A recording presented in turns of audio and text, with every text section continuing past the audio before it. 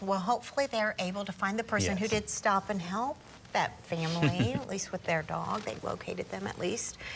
Justin, one thing that we're dealing with as far as the weather is concerned, that earthquake again. You know, we're all kind of wondering, is this the new thing here in Oklahoma? Well, hopefully not, as yeah, it definitely was startling to a lot of people here across the state of Oklahoma that reached all the way, felt in southern parts of Nebraska, Missouri, Arkansas, Texas. Yeah. It was a large area that did at least feel it, as here across Oklahoma, a lot of us were woken up a little bit here on this Friday night, as we had some thunderstorms, so a lot of people heard it, but they thought maybe it was a distant rumble, including myself. And we do have some showers, maybe a rumble of thunder just to the east of Oklahoma City, but you can see the setting sun, and now it is dark, and it is here on a Saturday evening with a southeast wind. It is mild conditions as we look at the Lucky Star Skycam network downtown. We've had a couple showers, but overall pretty quiet. Looking at Next Gen Live, you can see we've had a couple showers here on the north side start to develop as our minute by minute radar showing just on the northeast side up towards Lake Hefner and off towards the north a couple quick downpours, some big sprinkles, that's about it, and it moves off towards the north. And that'll be the case for the next hour or two here across the metro. Under a southeast wind, temperatures will be pretty steady in the low 50s. So again, for February, the beginning of February, this is not that bad. Most of the heavier, steadier rains have been off towards the east, towards Stroud, Prague, and out towards Wetumpka, and down towards McAllister, and up towards Sapulpa, Cushing, and up towards Yale, Glencoe, Fairfax, Burbank, and up towards Ponca City. Nothing heavy, but a steady, light to moderate rain. There have been a couple rumbles of thunder, but we're starting to lose a little bit of that lightning on radar as we're starting to cool temperatures just a little bit. We lose that instability, but you can see that wave lifting off towards the north and kind of pinwheeling its way. And what this will do is it'll flatten out across Kansas and then swing back through as it's weakening tomorrow with a north wind. So this area of low pressure stacked right on top of Oklahoma really doesn't go anywhere and for the next about 36 hours. Look at the rainfall the last 24 hours.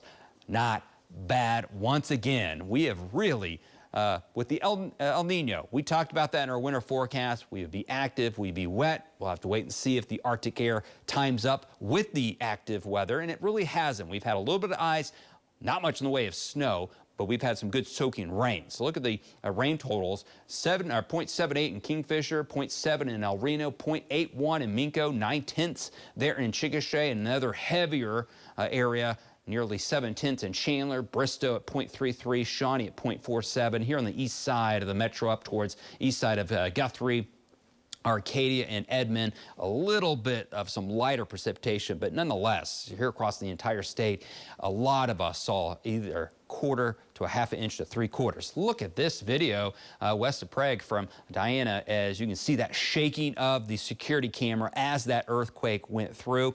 And just to the south of us, there across North Texas, west on Interstate 30, near Haskell, near Hamlin, Texas there.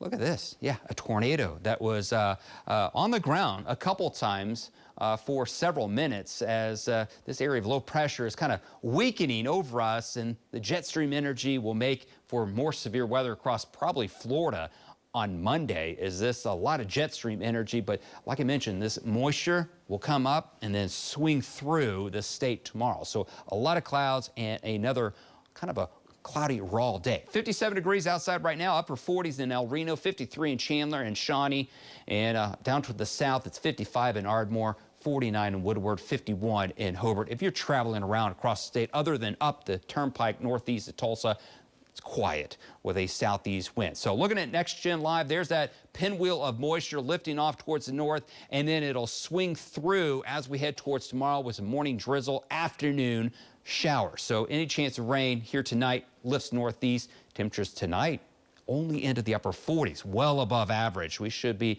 into the upper 20s to low 30s. That rain increases throughout the day. Nothing heavy, light rain, drizzle around, but a pretty soggy afternoon into the evening hours tomorrow with temperatures upper 40s to low 50s. See the sunshine move back in on Monday with middle 50s, and look at the 9-day forecast. Folks, this is early February. Look at the number of 60-degree temperatures we have, with maybe a shower late on Wednesday and then maybe a stronger cold front would cool us down by the end of the 9-day period, but I